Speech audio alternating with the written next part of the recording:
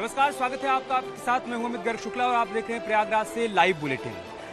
Mafia Atiq Ahmed की आखिरी के 3 घंटे कैसे बीते, हम आपको विस्तार से बताने वाले हैं।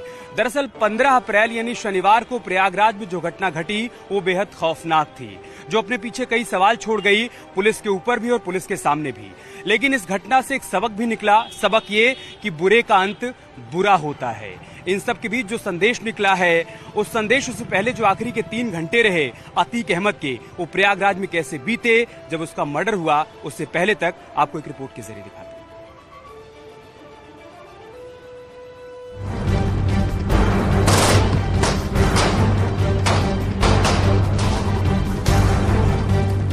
शनिवार 15 अप्रैल की बात करें तो माफिया ब्रदर्स के मर्डर की बात सबको हैरान करने वाली थी। लेकिन जो सबसे ज्यादा हैरान करने वाली बात थी वो ये कि हत्या करने वाले शूटर्स इतने प्रोफेशनल थे कि उन्होंने अतीक और अशरफ को गोलियां उन जगहों पर मारी जहां से उन दोनों की जिंदा बचने की कोई संभावना बहुत कम हो गई। हमलावरों का निशाना इतना अचूक था और इतना सधा हुआ था कि गोली सिर्फ और सिर्फ अतीक और अशरफ पर चली। मौकाए वारदात पर कई पत्रकार भी थे और पुलिस वाले भी थे। अस्पताल के सामने मरीजों के तीमारदार भी थे, लेकिन निशाना चूका नहीं। निशाना एकदम सटीक लगा और अतीक अशरफ दोनों ढेर हो गए। अब सवाल है कि ये पूरी घटना आखिर कैसे हुई, आखिरी 3 घंटों में क्या हुआ। दरअसल शनिवार के दिन अतीक और अशरफ से उनके पाकिस्तान से लिंक पर NIA पूछताछ कर रही थी। रात में ही प्रयागराज पुलिस अतीक अहमद और उसके भाई अशरफ अहमद को कसारी मसारी मोहल्ले में ले गई, जहां एक खंडहर नुमा मकान में छिपा कर रखे गए असलहे और कारतूस बरामद किए गए। कुछ कारतूसों पर पाकिस्तान ऑर्डिनेंस फैक्ट्री लिखा हुआ था। इन्हीं सबूतों पर अगले दिन अतीक और अशरफ से पूछताछ की जानी थी, लेकिन तभी अचानक वो हो गया जिसकी किसी ने कभी कल्पना भी नहीं की थी। दरअसल कसारी मसारी मोहल्ले में बरामदी के बाद रात 10:30 बजे प्रयागराज पुलिस मेडिकल करवाने के लिए अतीक और अशरफ को प्रयागराज के कैल्विन अस्पताल ले गई और यहीं पर पुलिस की जीप से अतीक और अशरफ दोनों उतरते हैं। यहाँ दोनों अस्पताल की तरफ बढ़ रहे होते हैं। इनके साथ कुछ पुलिस वाले मौजूद रहते हैं और तभी कई मीडिया कर्मी अतीक अहमद और अशरफ अहमद से सवाल पूछते हैं। सवाल असद के जनाजे पर होता है। अतीक पहला जवाब देता है और जैसे अशरफ बोलना शुरू करता है, कनपट्टी से सटाकर बाईं तरफ से गोली चला दी जाती है।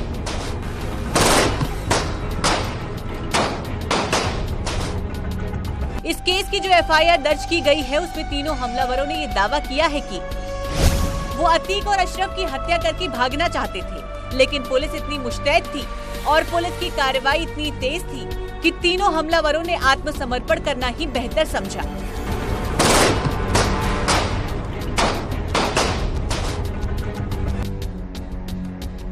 लेकिन FIR में किया गया हमलावरों का यह दावा कितना सही है? अगर तस्वीरों में देखें तो ये बिल्कुल साफ नजर आता है कि पुलिस अपना बचाव करने के लिए फौरन पीछे हट गई थी और ये तीनों हमलावर घेरकर अतीक और अशरफ पर फायरिंग करते रहे। लेकिन जब 2 हमलावरों ने अपने हाथ खड़े कर दिए और सरेंडर की मुद्रा में आ गए, तभी पुलिस ने इन हमलावरों को पीछे से पकड़ लिया था। पुलिस उनको गाड़ी से निकाल के मेडिकल चेकअप के ले जा रही थी। जैसे मेडिकल कैंपस के अंदर आए, गोलियों की आवाज आई, विधायक और पूर्व सांसद गोली लगी है और वही दोनों लोग गिर गए। पुलिस ने गोली नहीं चलाई आपके साथ? पुलिस ने क्या बचाने की कोशिश नहीं की? नहीं, पुलिस ने जो है जिन्होंने गोली चलाई उनको तुरंत पकड़ लिया। एक हमलावर सड़क पर गिर गया, जिसको कई पुलिसकर्मियों ने फौरन दबोच लिया। हमारे रिपोर्टर अमित गंजू उस वक्त वहाँ पर मौजूद थे। उन्होंने बिना घबराए रिकॉर्डिंग जारी रखी। ये 44 सेकंड न्यूज़ 18 के रिपोर्टर अमित गंजू की आंखों के सामने लाइव गुजरा। ये वारदात बेहद खौफनाक था। यूपी पुलिस के लिए भी ये एक मुश्किल भरी घड़ी। लेकिन इस घटना का सबसे बड़ा सबक यही है कि बुरे का अंत और भी बुरा होता है। Bureau report, news 18।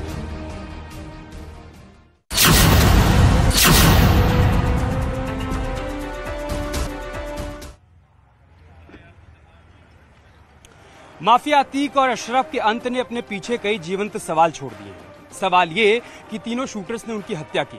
सवाल ये कि तीनों शूटर्स के आपस में एक दूसरे को जानते थे।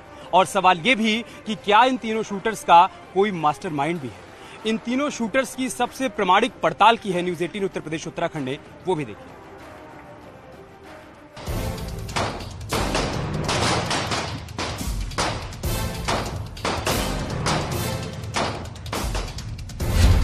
फिलहाल तो माफिया अतीक अतीत हो चुका है, लेकिन उसकी और उसके भाई अशरफ के मर्डर की चर्चा अभी तक हो रही है, क्योंकि जिस तरीके से माफिया ब्रदर्स की हत्या हुई वो अपने साथ कई सवालों को जन्म देकर चली गई है।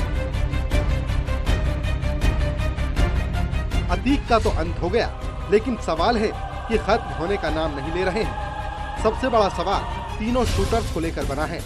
जब इनका आपस में कोई कनेक्शन नहीं था तो इन तीनों को आपस में किसने मिलवाया, और ये शूटर्स आपस में कैसे और क्यों मिले?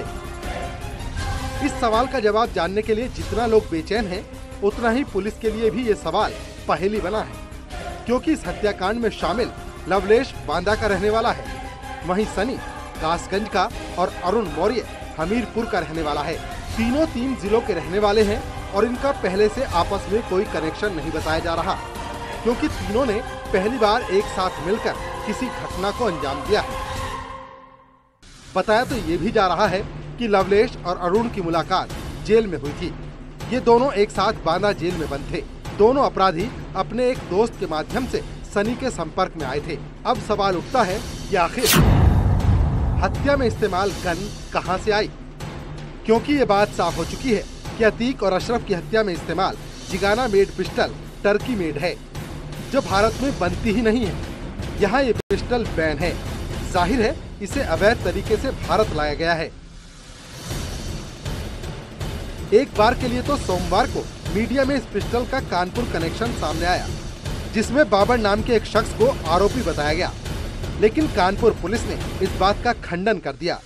फिलहाल तो ये कानपुर कनेक्शन की बात अब बेमानी हो गई, लेकिन पिस्टल को लेकर सवाल अभी भी बना है। इसके आगे सवाल उठा कि आखिर हत्यारों को ट्रेनिंग किसने दी।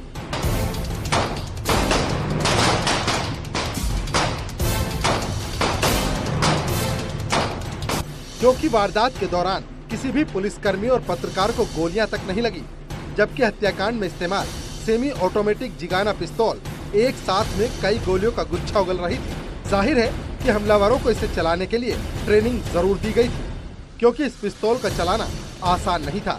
जब इसकी बुलेट निकलती है तब उसके दाएं बाएं घूमने की गुंजाइश नहीं रहती है। यही नहीं, हत्यारों को इस कदर ट्रेंड किया गया था कि तीनों ने हत्याकांड के तुरंत बाद धार्मिक नारे का सहारा लिया और तुरंत हाथ उठाते हुए सरेंडर भी कर दिया। माफिया डॉन अतीक अहमद और उसके भाई अशरफ की हत्या को लेकर कई सवाल अभी ऐसे हैं जिनका जवाब प्रशासन के पास नहीं है। दरअसल इस मर्डर में विदेशी पिस्टल का उपयोग किया गया था, तो आखिर ये सवाल उठकर आ रहा है कि इन आरोपियों के पास विदेशी पिस्टल कहां से आई। दूसरा, जिस तरीके से हत्या की गई, पॉइंट ब्लैंक रेंज से ये मर्डर किया गया, तो आखिर इन अपराधियों को ऐसी ट्रेनिंग किसने दी थी? ऐसे तमाम सवाल हैं जिनके जवाब में अभी भी यूपी एसटीएफ और यूपी पुलिस के पसीने छूट रहे हैं। खैर, सवालों की अगली कड़ी में रेकी की बात सामने आई थी कि आखिर हत्याकांड को लेकर किसने रेकी करवाई थी, क्योंकि सूत्रों की माने तो जब अतीक को गुजरात की साबरमती जेल से पहली बार प्रयागराज लाया जा रहा था, उसी दौरान अतीक को निपटाने का प्लान था, लेकिन अतीक की कड़ी सुरक्षा की वजह से हमलावरों को मौका ही नहीं मिला। और दूसरी बार जब पेशी पर दोनों भाई लाए गए तो फिर प्लान बना, लेकिन असद के एनकाउंटर के चलते फिर प्लान फेल हो गया। दोनों बार अतीक के खात्मे की प्लानिंग नाकाम होने के बावजूद शातिर हमलावरों ने हार नहीं मानी। अब जब पुलिस को अतीक और अशरफ की रिमांड मिली तो फिर हत्या का प्लान बना। इसके बाद पुलिस स्टेशन, अस्पताल और पेशी के दौरान कोर्ट में रेकी शुरू कराई गई और मीडिया कर्मियों के वेश में हत्याकांड को अंजाम दिया गया।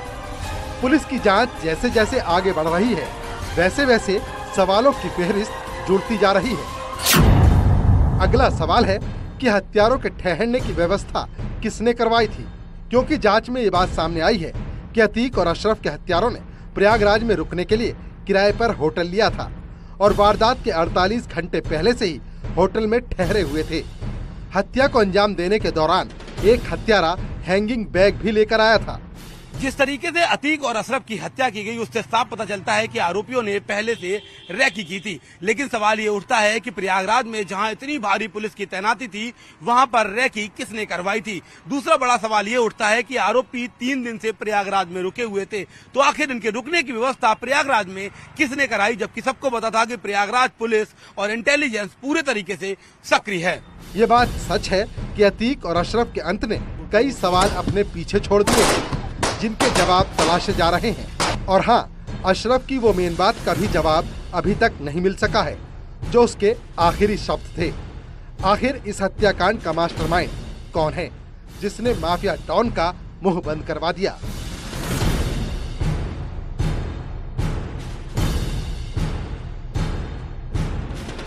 Bureau report, news 18।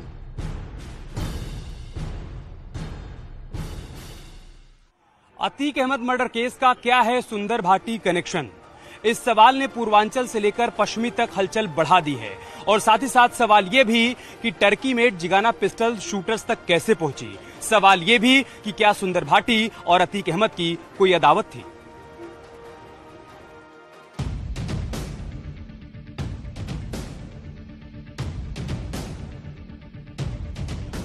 किसने कराई माफिया ब्रदर्स की हत्या? हत्याकांड का क्या है सुंदर भाटी कनेक्शन? हत्या में आया सुंदर भाटी का नाम। अतीक अशरफ हत्याकांड की जांच जैसे जैसे आगे बढ़ रही है, इस मामले में नए नए खुलासे होते जा रहे हैं।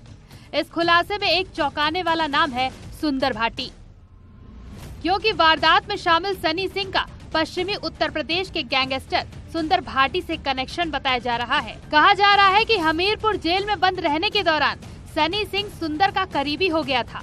इसके बाद जेल से छूटते ही सनी उसके लिए काम करने लगा था। लेकिन सवाल है कि क्या इस मर्डर में सुंदर भाटी का हाथ है? अतीक हत्याकांड में शामिल सनी सिंह सुंदर भाटी का बेहद ही करीबी बताया जा रहा है। यही वजह भी है कि सुंदर भाटी का नाम इस हत्याकांड में सामने आ रहा है। वैसे तो सुंदर भाटी अभी मौजूदा समय में सोनभद्र जेल में बंद है।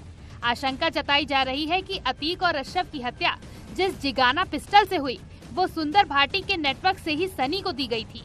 वैसे पश्चिमी उत्तर प्रदेश के इस गैंगस्टर पर हत्या का प्रयास, रंगदारी, लूट, मारपीट के 60 से ज्यादा मुकदमे दर्ज हैं। करीब 1.5 साल पहले सुंदर हमीरपुर जेल में बंद था। इसी हमीरपुर जेल में सनी सिंह लूट की वारदात को अंजाम देने के चलते बंद था। इसी जेल में सनी की दबंगाई को देखकर गैंगस्टर भाटी उसे अपने करीब लाया और धीरे धीरे सनी उसका चेला बन गया। बताया ये भी जा रहा है कि हमीरपुर जेल में बंद होने के दौरान सनी सिंह की दबंगई से गैंगस्टर सुंदर भाटी खासा प्रभावित हुआ था, जिसके चलते उसने उसे अपना चेला बना लिया, जिसके बाद से ही सुंदर भाटी के लिए सनी सिंह काम करने लगा। कुछ समय बाद सुंदर भाटी को हमीरपुर से सोनभद्र जेल में बंद कर दिया गया और सनी भी जेल से छूटकर बाहर आ गया। इसके बाद वो भाटी के गुर्गों के संपर्क में रहने लगा। सुंदर के गैंग के पास AK-47 समेत कई खतरनाक हथियार हैं।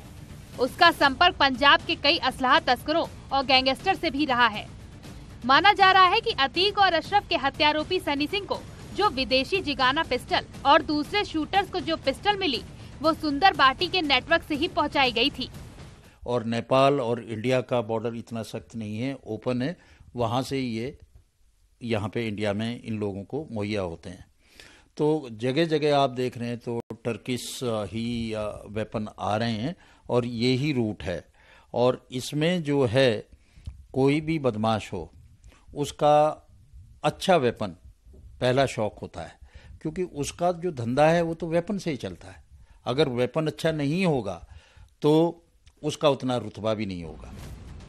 फिलहाल इस पर आधिकारिक तौर पर पुलिस कोई बयान नहीं दे रही है, लेकिन अंदर खाने जांच जरूर हो रही है कि आखिर सनी सिंह और लवलेश तिवारी जैसे मामूली बैकग्राउंड के अपराधियों के पास टर्की मेड लाखों की कीमत वाली पिस्टल कैसे पहुंची। लेकिन एक बात ये भी है कि अभी तक सुंदर भाटी और अतीक अहमद के बीच अदावत की कोई वजह साफ नहीं हो सकी है। ऐसे में सवाल अभी भी बरकरार है कि आखिर किसके इशारे पर माफिया अतीक और उसके भाई का मर्डर किया गया। बात निकली है तो दूर तलक जाएगी। पश्चिमी यूपी के कुख्यात सुंदर भाटी का नाम अब अतीक और अशरफ की मर्डर में सामने आ रहा है और उसके पीछे की वजह है टर्किश मेड पिस्टल। आपको बता दें कि सनी ने इंटेरोगेशन के दौरान ये बताया है कि उसकी सुंदर भाटी से जान पहचान है और हमीरपुर में जब वो जेल में बंद था तो वो सुंदर भाटी के सानिध्य में था। लिहाजा अब इस दिशा में भी जांच की जा रही है, आखिर सुंदर भाटी कनेक्शन की तलाश की जा रही है। Bureau report, news 18। यहाँ रुक रहे एक छोटे से ब्रेक के लिए, आप बने रहे हमारे साथ, बहुत जल्द होगी वापसी।